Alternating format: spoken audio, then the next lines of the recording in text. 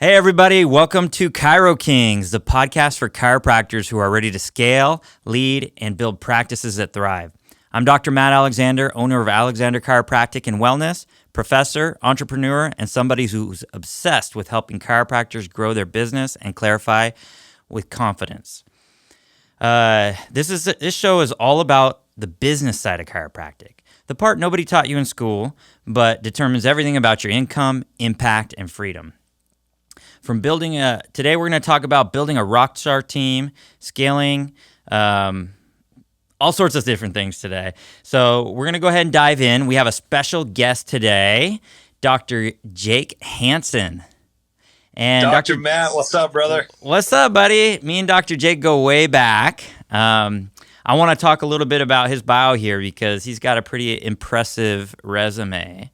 Dr. Jake is a leading chiropractor, entrepreneur, and the creator of the Chiropractor's Edge, where he coaches doctors to build meaningful, mission-driven practices.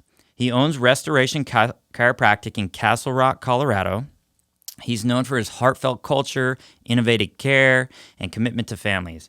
He also hosts The Abundant Mind, interviewing world-class guests on faith, mindset, leadership, and abundant living. Jake's authority is shaped by surviving 2 traumatic brain injuries and a severe neck injury that forced him to rebuild his life through faith, perseverance, and the intimate understanding of the nervous system healing. His story gives him a unique authenticity. He doesn't just teach resilience and health, he lives it. Today, he's a mentor, speaker, and voice of hope, guiding others to create a life of purpose and abundance. That's awesome. Wow. Too kind. I wrote very kind words about myself. You know, what can we say? Well, I could probably say a few things too. I've known Jake for probably 20 years now, huh? Yeah, I mean, we're getting close to 20. Yeah, I mean, it's over 20 for sure. Yeah. Now, we haven't kept in touch as well as we probably should have over the years, but I've always considered you a friend and admired you. And I knew you were doing a lot of great things, but, I'm excited to hear more about them, what you've been up to the last maybe, 10 or 15 years since we've been close. But yeah, the biggest thing I remember about Dr. Jake is his energy. And there's a particular word That's right. that I think would pretty much sum up the personality of Dr. Jake Hanssen. I think we both know what word that is, don't we? Animo. Yes. What does animo mean?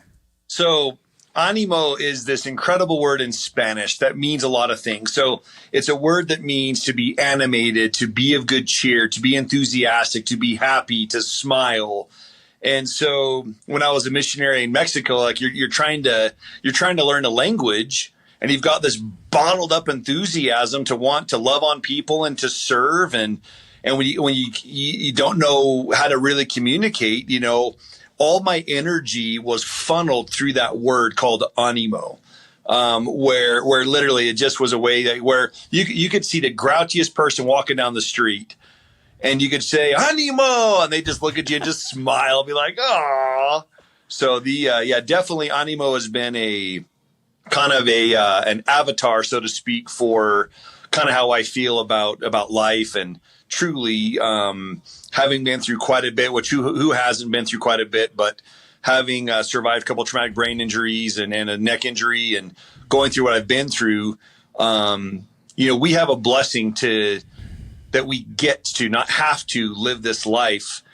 And life's going to come at you, and you can either take it and let it roll over you, or you can take it and create something absolutely beautiful with it. Like one of my kids, every day we have a saying that today's going to be my new favorite day. Today's my new favorite day is what we say every day. And we try to seek out, what are we going to do to create such an amazing day today? So we say, okay, so you can't find what you don't look for. So if you're not looking for positivity, if you're not looking for greatness, if you're not looking for the greatness in others and letting them see that greatness, like my son will come back and say, "Oh yeah, Dad, I caught my friend doing this really cool trick with his pen," and I complimented him on it. And all day he was like shining so bright because I complimented on his pen thing, and it made me feel good. I'm like, yeah, that's right. So complimenting the greatness in others is a huge thing, but animo it's a big thing, my brother. That's right. I love it. Were you always like that, or is that something you picked up during your missionary work? Oh man, no. I mean, I would always say I've been super blessed with, they have the saying that is are you a cup half full or a cup, half empty? I've always felt that the cup is bottomless. Is limitless. And I've always had that kind of that positivity and always been blessed to see the brighter side of life. And, but definitely, I'll tell you that foundation and coming from an incredible family. I mean, my parents were absolutely wonderful, sacrificed everything for us to give us everything. And that was huge. And when it came time for when some crises hit us, and we're actually living through some crises right now, but it's the foundation you are built on when crisis comes in your business, right? We will always say when your business is failing, I guarantee you there's a personal problem failing your business. All business problems are personal problems. And so for me, it's building that foundation of that. And again, it's, I tell people, you don't have to be a cheerleader in your practice. You have to be authentically you in your practice. Like I remember when you first joined Alexander Chiropractic and all of us were like, you are a guy apart. Like you think differently. Like we knew that Matt was going to own, probably 20 or 30 franchises and take the chiropractic world by storm because of your work ethic and your attitude. But you were you. Like you were, and it's not that you weren't bubbly. I mean, you're genuine, you're cordial, you're kind, but you were you. And I tell people, you need to be authentically you in your practice, in your business. And because too many people try to create a brand that's not who they are. But so with us, we definitely tried to reflect who we are in our practice and in my other businesses. So it reflects who you are. I mean, people buy from people, not businesses. People quit people, not businesses, right? And so have you read the book Traction?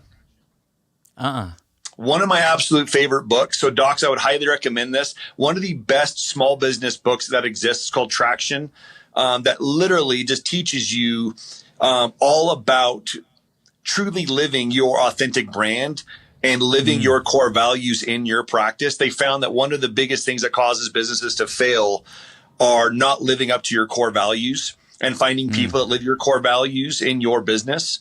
But great book. And so, having lived what our personal values are and striving in our practice, we tend to attract an ideal client base that's just like that. And it's been phenomenal. So who we are, what you do some of the time is what you do all the time. And so we are what we are, and we love it, man. It's a great blessing that we get to have to serve and to love on people through chiropractic.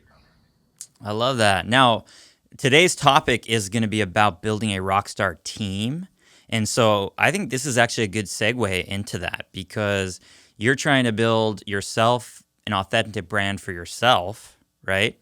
And Absolutely. live your core values. How do you build a Rockstar team that also does that? And the reason why I'm asking this is because I think this is a really important question, because a lot of chiropractors, they start a business because they want freedom, right? And what ends up happening is it becomes a prison for them. Yeah. They can't leave. It's dependent on them. And as soon as they leave, it go on vacation, it starts crumbling down, Yeah. And so how cuz are you currently seeing patients in your practice? I do. So I don't see as many just due to some of the injuries that I've had. So I have two Rockstar. I have a clinic director and an associate doc who see the vast majority of my patients. I still go on the floor and I'll go over that too. I'll go over where I found my niches in my practice, where I rock like nobody's business a day one and a day two. We do a day one, day two method in my practice. And I have found a way that I can authentically be me and authentically find what drives people to really seek care. And we always toss around the word sales. Like people, sales. You got to learn to sell chiropractic because you are saving someone's life, right? If you cannot sell chiropractic, you are not going to save their life and you won't benefit your life. And so I found what I'm really, really good at, and I tend to try to focus on that. And I have good days, bad days, where if I'm just not here, my practice can run, which we'll talk about. But I have two docs that do the vast majority of taking care of our patients here. Yeah, so basically you've built a team around you that doesn't rely on you seeing all the patients, which is what everybody wants as a chiropractor. Yeah. I mean, as a side note, by the way, I think you and I probably could do a separate whole episode just on your day one, day two, because sales does get a dirty word, and my dad, he never used to like to use the word sales. And you probably remember that, but I use it all the time, and I didn't see it the same way as him. I think because he maybe had a negative experience at some point. Because we do hear about some chiropractors who do scare care and they do, they use salesman approach, high pressure sales. But the reality is you got to sell. You just have to do it in an ethical way.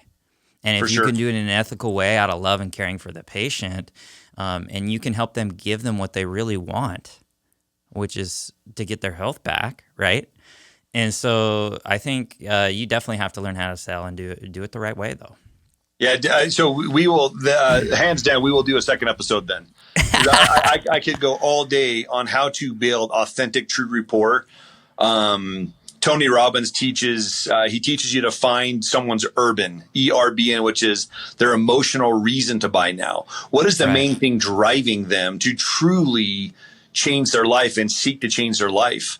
And we have very much created an art around finding people's ERBNs authentically to be able to figure out. And if we can be the solution, then we can sell that. But, to your point, to ask so a lot of docs, right now you're listening, doc, you're listening to this podcast. Why? Because you want to improve your practice. You either want to scale massively. You're at a point right now where you're like, man, I'm rocking it. I want to take a step back and either start another practice or create another side plus. You want to create, you want to create a podcast. You want to do a coaching business. You want, whatnot.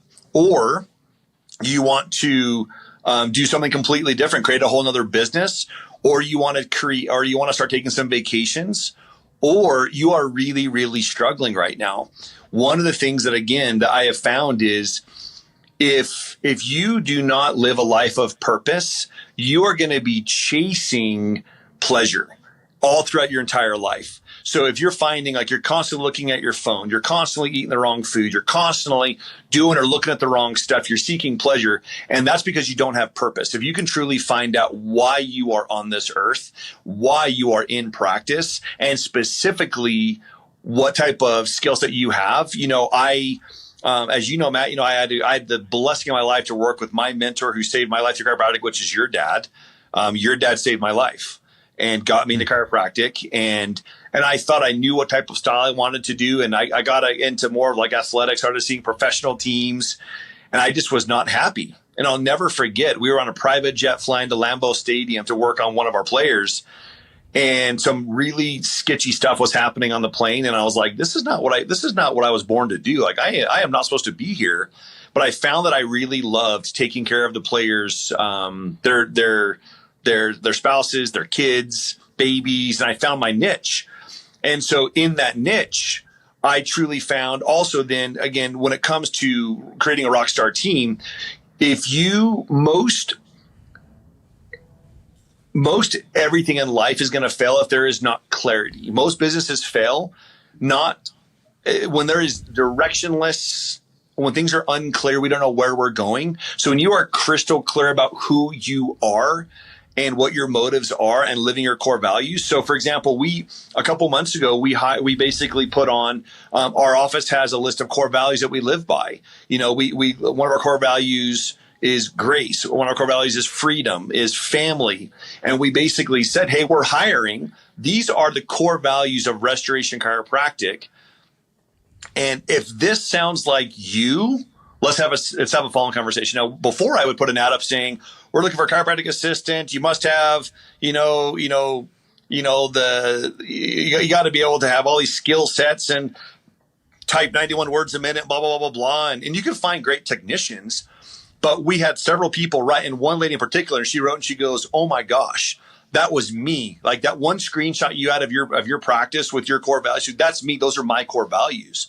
I said, well, great, let's have a following conversation. And it turned out with her that she had the skill sets, because you can train a skill set. You cannot train authenticity, love, compassion, and our core values. And she has just fit in seamlessly. And so identifying what your core values are, there's several things that you can take out there. There's different, there's the DISC assessments, the Colby assessment. There's lots of different assessments where you try to figure out what your values are. But being able to figure that out is clear, and then sharing that with your team. And then what we do is when we have our team. So when we created our practice, Dr. Matt, when we were getting loans to do this, they said, show us your business plan and what are the key pillars of your success. And I said, number one, our first number one pillar is our team and our team experience. And they said, well, no, don't you mean like, sales or your practice members, your patients? I said, no. I said, it is our team. I will pour everything into my team, because if I don't have a phenomenal team, everything else is going to be for naught. A CA or the wrong front desk will make or decimate your practice. And it can become a cancer. And so being able to train on those things. So one of the things that we love to do is we reward off of our core values. So when we see, for example, one of my practice members or my team members today saw a mom coming in, holding a 2-year-old in her hand, car seat in her other hand. She ran to the front door, opened the front door. We had our first snow today in Colorado. So lots of snow, a little icy. She went out and she's like, oh my gosh, let me get your baby. Let me help you. Hey, do you want to use the restroom? She's like, oh my gosh, that would be so great. Let her use the restroom. And then she's like, and I'm so sorry. My baby's got a dirty diaper. She's like, hey, no problem. How can we help? She's like, just hold him. No problem. And she was running late, this and this. And instead of making her feel awful, she lived the core value of grace. And I said, thank you for living that core value of grace. And I popped it out. And we reward, we give a $25 gift card. Love it. Whenever we catch them doing those good things. And we have an internal communication channel called Slack. There's 100 out there. You got to pick one, where we constantly are communicating, and we have different channels. And on that one, basically I was like, hey, huge kudos to Audrey. She lived the core value of grace by doing this. So we point that out. The other thing too, is I found is so many times in life, you think that what you love is what everyone else loves, right? And that's not the case. And so what we found is, because of the 33 principles of chiropractic, we created a list of 33 question and answers, and we call it the Restoration Chiropractic Favorite Things List. And we have 33 things that we have our team members say, like, hey, what motivates you? Like, what is your why of doing this and this? Hey, when you're tired, how do you like to relax? What's your favorite book? What's your favorite pastry? What's your favorite ice cream? What's your favorite flower? What's your favorite soda? What's your favorite drink? What's your favorite? And so right over here in the corner of my practice, my clinic director and I have a big box full of everyone's favorite things. And so when we catch them doing small but big things, like one of our docs, he loves juicy fruit gum, right? Mm-hmm. And so we'll give him a pack of juicy fruit gum, like, dude, man, hey, like you are so on point today with your table talk, like awesome. Like, hey, here's a juicy fruit. And it's a little corny, but they love it. Like, so when my team's like, oh my gosh, doc, thank you for my Diet Pepsi and my Red Vines and my Red Hots. But we found what motivates your team, right? Because if I gave them something that motivates me, which would be like bacon, to some people, like, yeah, no, thank you, right? So being able to figure out what motivates them and rewarding them. I have 2 team members right now, my office manager and my clinic director. I mean, obviously money's important, but it doesn't motivate them at all. There were several times where I'd be like, hey, I just want to double check. Did you see the bonus came through? Oh my gosh. Yep. Thank you so much. That's so great. And I'm like, you think like a $3,000, $4,000 bonus would motivate people. But for them, they're like, well, I mean, obviously money's important, but we actually found what truly motivated them. Yeah. And years ago, we also created where I had a conversation with my leadership team, and I said, to both of them, I said, if you were to create a title for you based on everything you've done over the last several years, what would your title be? Because I'm going to write it down, but I want you to tell me. And for both of them, and my clinic director, he goes, I'm the clinic director. Because he was like our lead associate chiropractor was his title before, like the head chiropractor, lead chiropractor. And he's like, I'm the clinic director because I do this and I do this and I do this. I literally turn, I'm like, yep, you're the clinic director. That's exactly who you are. And that title for him, to see him change in such a beautiful way, recognizing him for that. But it's a powerful thing. So being able to constantly check in with your team, We try to offer, we have an open door policy where we tell the team if there's anything popping up, shoot us a line. We have an open communication channel. Today in like an hour and a half, I'm doing a 30-minute check-in with one of our new employees with our leadership team, checking in like, hey, where are you? Where are your benchmarks at? We very clearly define too, hey, for you to achieve success, like technical success, you got to achieve these kind of benchmarks here. So, because a lot of people don't know, like I look at people's training systems, and I'm like, you're confused why your people are dropping like flies because they don't know what they're doing. They don't know how to become a successful chiropractic assistant or a X-ray tech or whatever it is. So clearly defining things, it goes all about to clarity, right? If people are clear on what their expectations are, they will achieve those expectations. And the reason why I started creating this is, well, first off, it was like, hey, I want to take some vacation. And so I got my office manager, my clinic director, another CA. We took like a 2-week trip to Disney, Universal Studios. And this is before my other head trauma. And it was phenomenal. And I'll never forget the day where I was checking in from Universal Studios and both my team members say, Dr. Hanssen, we've got this. Like, enjoy your trip. Like, we've got this. Like, here's the benchmarks for the day. And my clinic director was like, hey, man, I know. He goes, what's your personal record for adjusting? He goes, because I think I'm going to smash that today. He's like, and he goes, my gift to you is I'm going to smash your record. I'm like, dude, heck yeah. Smash my record. And I think he did by like 16, which was awesome. But he was checking in with me, letting me know. And now the blessing of having a Rockstar team is after having a really, so I had a really bad neck injury that ended up creating some issues. I tore some alar ligaments and it's created a lot of instability and I get vertigo and a bunch of stuff. And because of that, I've had to have multiple surgeries and I just have really rough days and my team is absolutely rock solid. So I originally had created the system so that I could take a step back. I created a few other businesses, a few other podcasts, coaching system. It was phenomenal. Then my injury happened. So instead of taking time to do the other businesses, I've actually taken time to heal. And we're still going through, we're in the middle of it, but it's, good days, bad days. But if I didn't have my team, we couldn't do what we do. Well, I'll say 2 things about that. You're very, very lucky to have that team that does that for you. Huge. But your team also is very, very lucky to have you, Jake.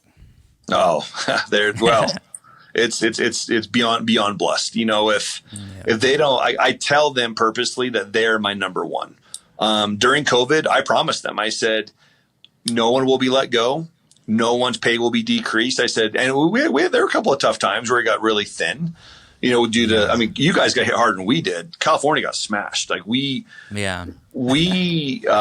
but I try to let them know that they are the priority. And when it comes down to, like, I see doctors, I have a potential client who's talking to me, big old, CBP, chiropractic biophysics clinic. And he's like, yeah, I just fired my 21st employee this year. Said this year, I'm like, oh, do you have like a massive, like multiple practice? He's got one practice. It's like, well, the problem isn't your practice is you. And we were going over all the things that I was like, oh, yeah, that's a you thing. Because he throws his team under the bus constantly.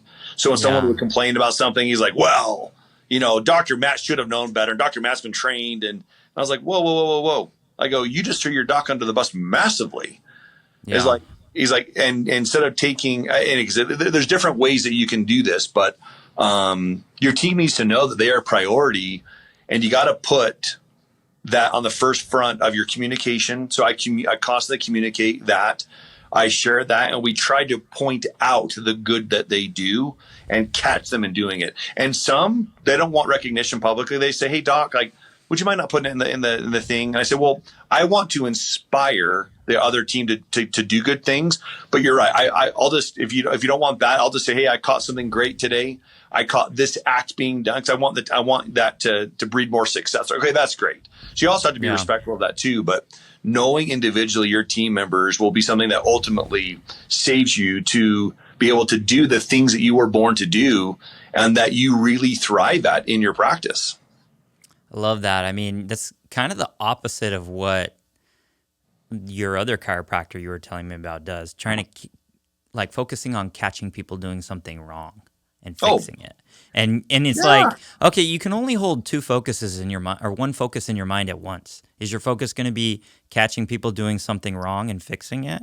Yeah. Or is your focus going to be catching somebody doing something right and rewarding Yeah. them? If you could only choose one of the two, I think I like your way better. So I'll tell you this. So we reward our team. So if they've caught themselves doing something, so if they actually had like a massive mistake, like for example, my clinic director, masterfully this morning, he was talking to one of our CAs and he said, hey, he number one, he started with checking in with her. How you doing? We were doing a handoff after our huddle. And then he said, hey, by the way, I caught something. And he was, and I'm pretty sure this is 100%. I will take ownership on this. He goes, when we went over XYZ, the dates on all of this are wrong. All the dates are incorrect. And he said, and he goes, but here's why I think that happened. I was talking to you. I was over talking. So he took ownership of it. And she goes, oh no, doc, that's me 100%. We train our team that when they have caught a mistake or something that's actually really big, when they bring it to our attention, we reward them for it. We bonus them for it. And so I had a CA just a couple of weeks ago say, hey, doc, would you mind reviewing our phone system?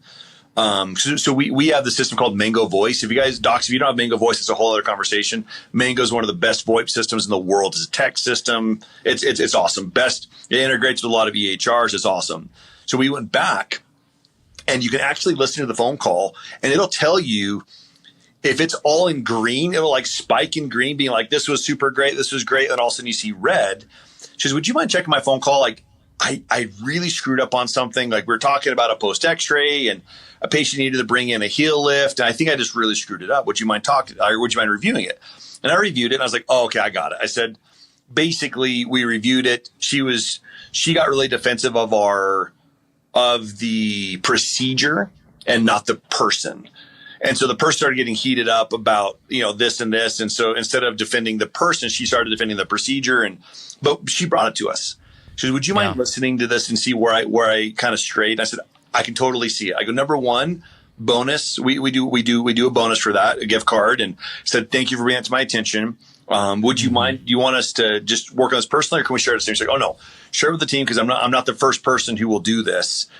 We use it as a training, and the team's like, oh, like that makes sense. I could see where if I'd have just said this, we would avoid this whole confrontation. And it wasn't confrontation here is like nothing, right? But it ended up working out great because she brought it to our attention. And so they don't fear making a mistake because so many people fear, right? Yep. There's a book. He's a gold medalist and what's it called? It's either Chasing Gold. What is it? He basically talks about when you're running, are you running to chase the gold medal or are you running as if you're being chased by a German Shepherd? He's like, are you running out of fear or are you running towards gold? I want my team running towards gold. I want them running towards success and not doing things out of fear. And if they do make a mistake, they very much know that we're going to use it as a very positive. Some like it public, some like it quiet. And we tailor that based on the person. But it's a way where people don't like where they don't fear coming in. And at least that's the goal.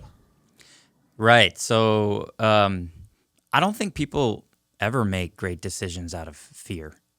No. So, I don't know if you know this or not, but I'm doing an MBA course right now online. Yes. And I've been loving it. And I'm in an ethics class right now. And I wasn't like crazy excited about the ethics because I'm like, I do things the way they're supposed to be done, But it's making me look at ethics in a different way. And one of the topics we do talk about is the culture in a business. And some cultures do have a culture of fear where people are afraid to bring things up to their boss. They hide things. And it's not because they're bad people, but it's because that's the culture that the leadership instilled into that practice because of the way they poorly handle conflicts when they do come up. So if I'm hearing you right, it's about creating a culture of transparency and trust. They trust that they can bring something to you versus a culture of fear. Is that right? And that's exactly right. I mean, that's what we hope to anyway. And we very much voice it like, hey, mistakes are going to happen. And when it happens, we learn from the mistakes. And there are certain things that are a little more graver. We got HIPAA violations, so we train on that stuff. But we very much say, for example, we have one of my associate docs. Patient came in and didn't want to follow the doctor's recommendations, didn't want to, it was very odd, very, very odd. Something smelled fishy from the very beginning. And when it came down to it, the guy's like, yeah, he's like, I think possibly you guys injured my wife's shoulder and XYZ. And I can see my doctor just starting to sweat beads about this. See him starting to turn a little gray. He's like, oh my gosh, is this going to be a lawsuit? Is this going to be this? And I let him know right out of the gate. I'm like, we've got you. I said, number one, you did everything by the book. You did everything correctly. You didn't even touch the shoulder. I go, your documentation's rock solid. This is rock solid. We've got you. I go, so the doctors have their malpractice. I have a secondary insurance that protects my doctors too, and an umbrella insurance. So I said, let's just say worst case scenario. Let's say they came after us, which I've never had a lawsuit in my entire life, but or a claim of anything like that. But let's say, I walked down that path. If it did, I said, I've got you, brother. I've got you. And he's like, and his words literally were, he goes, thank you for protecting me. He's like, thank you. He's like, I was really panicked. Like, I don't want to put the practice in a bad, in a bad position. And I'm like, no, like you did everything right. But I needed him to know that I had his back and that I was protecting him. And he's like, thank you. He's like, hey, stuff happens. That's why we call it practice. But he had to understand that he was protected and that I had his best interest at my heart and that we would fight for him. Right.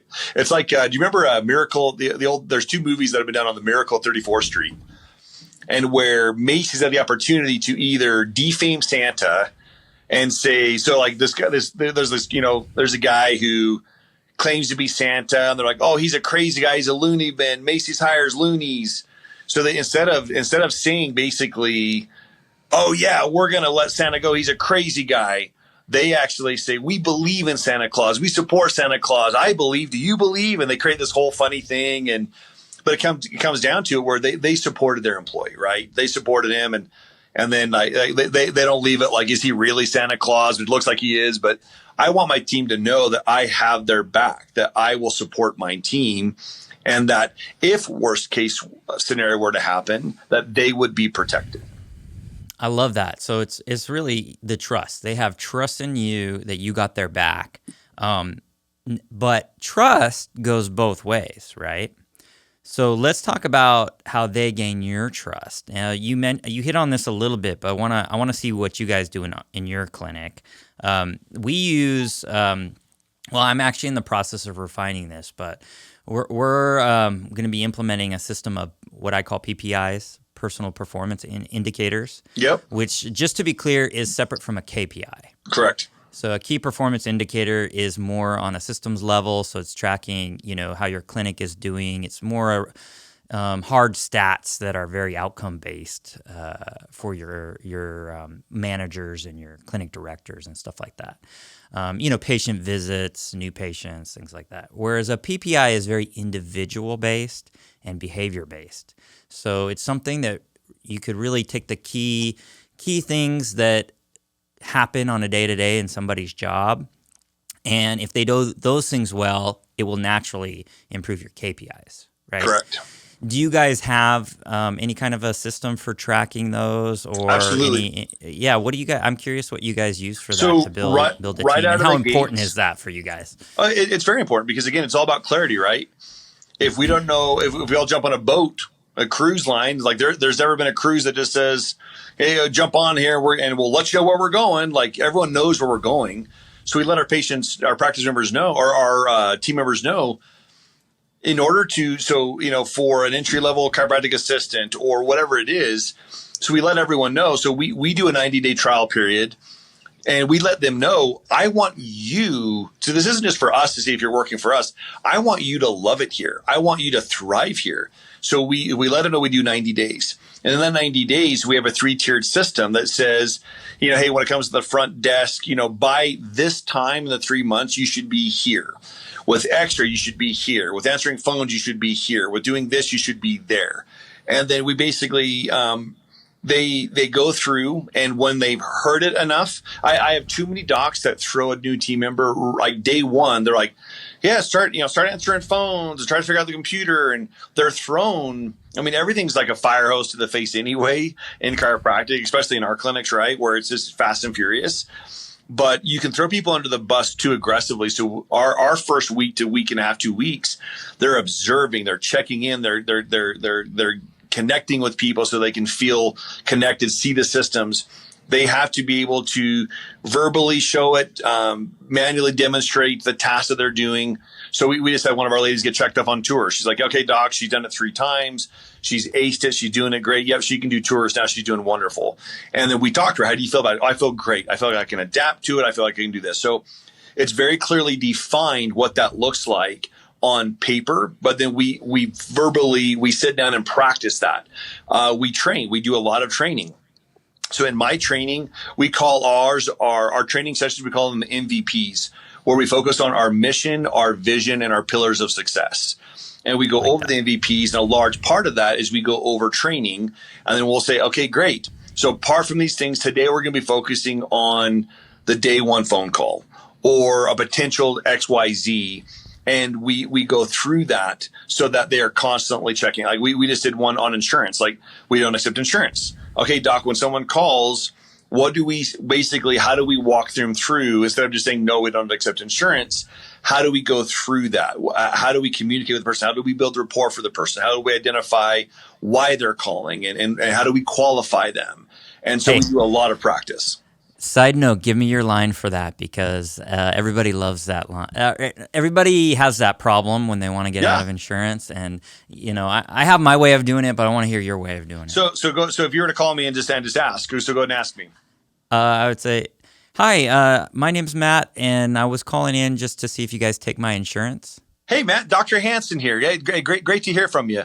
Hey, Matt, would this be for you or would this be for someone else? This would be for me and my entire family. Oh, fantastic. How many family members do you have? There's 6 of us. Oh, fantastic. So, and you're married? I am, yes. Yeah. Oh, fantastic. And then, so 4 kids? 4 kids, yep. That's awesome. How old are the kids? 16, 14, 13, and 9. Oh, fantastic. We had a couple similars. I got an 18, a 17, and a 12-year-old. That's awesome. So basically what I start doing is exactly that. I start building. So it sounds counterintuitive. I start building rapport, because the first answer is, if the answer is no, they're going to move on to the next person. Right. Thank you. And then they hang up, right? Yeah. Every single year we've been open, we have won. We have a magazine. It's called Colorado Community Media. They own every newspaper, every magazine, social media. They own everything here. And every single year we've been open, we have won best of the best, not only chiropractic, we've won it in women's health, men's health, mental health, pediatrics. And why? Because we're afforded to do what we do here. And so when people call, we basically build rapport. So when someone calls and says, do you accept it? I basically say, hey, we ask, who is this for you, for someone else? We build rapport. Now, and tell me what's going on, Matt. Do you have anything pressing going on? And like, well, my daughter just did this and she's had XYZ. I'm like, well, how long has it been going on for? I basically started doing like a day one, but my team does this. And so they number one, they build rapport with the person. They identify what they're calling about. And then they start sharing, like, well, so they'll start asking questions like, well, has your daughter has she had a motion x-ray before? Oh, wait, a motion x-ray? No. Oh, okay. Well, we do that, which we'll talk about here in a little bit. Hey, let me ask you another question. Has she had XYZ or XYZ? No. Okay. Hey, has she ever done when she came to get checked, did she ever have her upper neck really assessed with movement, or no?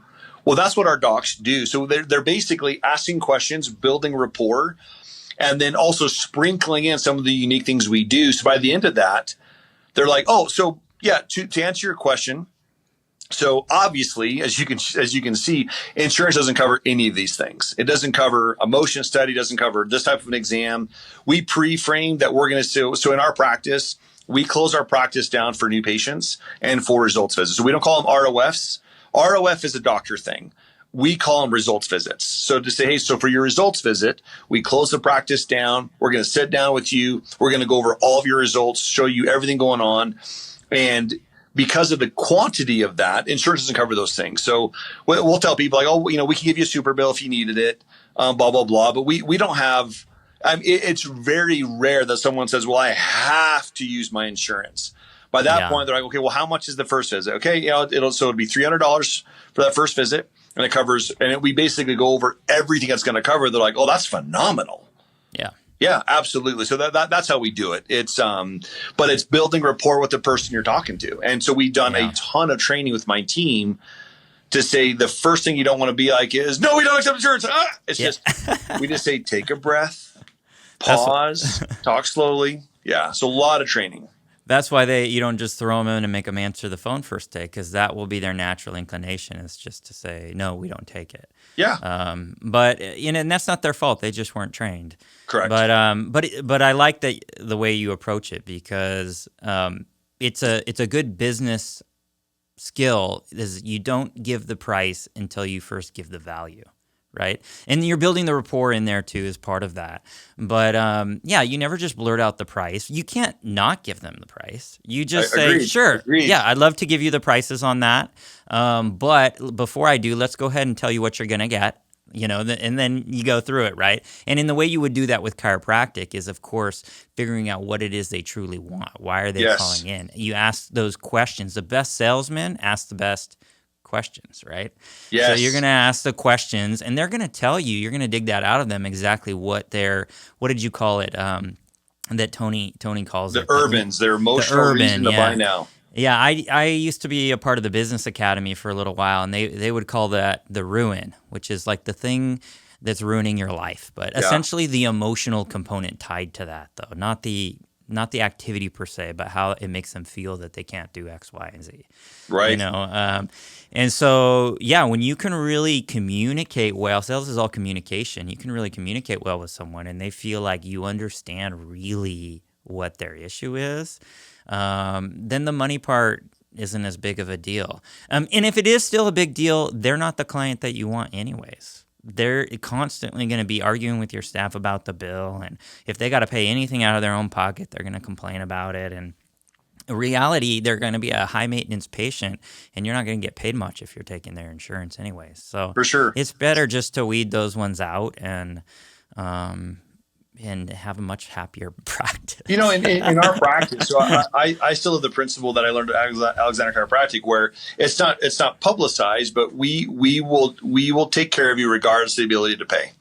But what I have found is when people have skin in the game, and it's all the skin they got in the game, they are valiant patients. They show up, they step up, and they refer like crazy.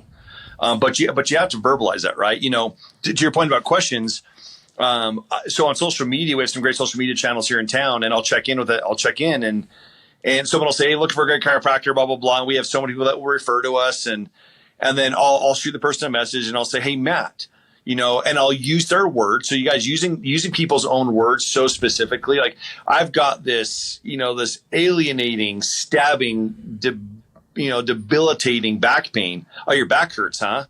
So all right. And I'm like, man, I heard about your alienating, debilitating back pain. Sounds awful. Hey, Matt, I've got a lot of questions for you. I got a ton of questions.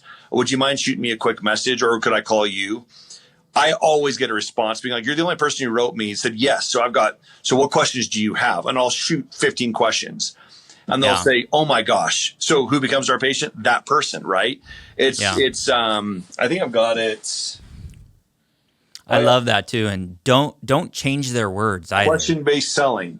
I've got so many great books, but using their own words and asking questions is so critical, because so many people will say like, yeah, my last doctor asked no questions. Like I came in for this issue and he like checked my eyes and checked my heart rate. And they're like, well, I think you're okay. And they're like, wait, what? Like there was no questions asked, right?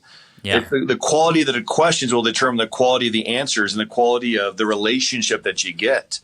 Going back to our team, using people's names, the most beautiful sound to anyone on earth is the sound of their own name. I try to use in every single communication I have. I'll say, hey, Dr. Smith, hey, Alan, hey, Christy. Every text, every message, I try to use their name, and the same with our practice members. Instead of like, hey, how you doing? Like, Dr. Matt, so great to see you, right? That's such a beautiful way to elevate that when you're using their name, it makes it personal, right? Right. Love it. Hey, Dr. Jake, the time has come to wrap this up. But I really love what we talked about. I love what you talked about, building that trust and transparency with your team, the culture, rewarding them for the positive things they do. I can tell you're doing a lot of things right in your clinic. It's just a whole bunch of little things, isn't it? Right. I mean, they're not little things; they're all big things. But there's a lot of them that need to be done. But as we wrap this up here today, Dr. Hanssen, is there anything final words or comments you want to leave to any chiropractors listening in today? The best thing I would say is linear growth is as fast as you can run. That's how fast you'll grow, right? Exponential growth is and leverage growth is having someone do it with you. When you can have someone else running, working with you, you're going to be able to quantify what you do, and finding the right people to do that is so critical. I mean, one of the fastest ways to get to any destination on earth is to ask someone who's already there for directions. So ask for help and get the right people with you. And if they're not the right person, you gotta let them go and get that Rockstar team there to the point where you can live the life you want to live. You can travel. You can do what you want to do. Or in my case, I've had so many issues where it's used to actually keep my practice running. Where there's days where when I can't be here, my team has got it covered, and they let me know they've got it covered. But letting your team know that they are the number one in your book, that you have their back, is there. So let them know. Let them know how grateful you are for them. Let them know you appreciate. Reward them with the things that they appreciate. Reward them with the things that they love. Point it out constantly. Train on excellence. And that's exactly what you'll get. You can't find what you're not looking for. You won't get what you're not training for. So let them know what the expectations are, and create a system how to get there. But the right people will get you there significantly faster. I love that.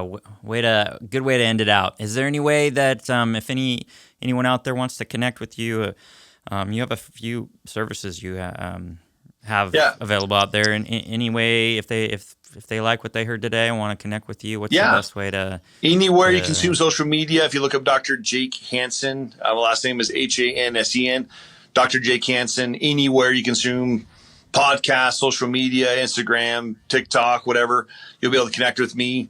And I'm happy to connect with you. Anyone who reaches out, I do a free 15-minute phone call with anybody. If you want to give me a ring, I stopped giving out online only because I get a lot of robot stuff now. But shoot me a message. I'll give you my personal cell phone. Happy to have a conversation with you. If you want to talk about coaching or building a practice or whatnot, if I can't help you, I can absolutely put you in the right position to have the right person help you. And we'll help you get there fast. Yeah, Dr. Jake Hanssen. Awesome. Thanks, Jake. Take care. Thanks, Matt.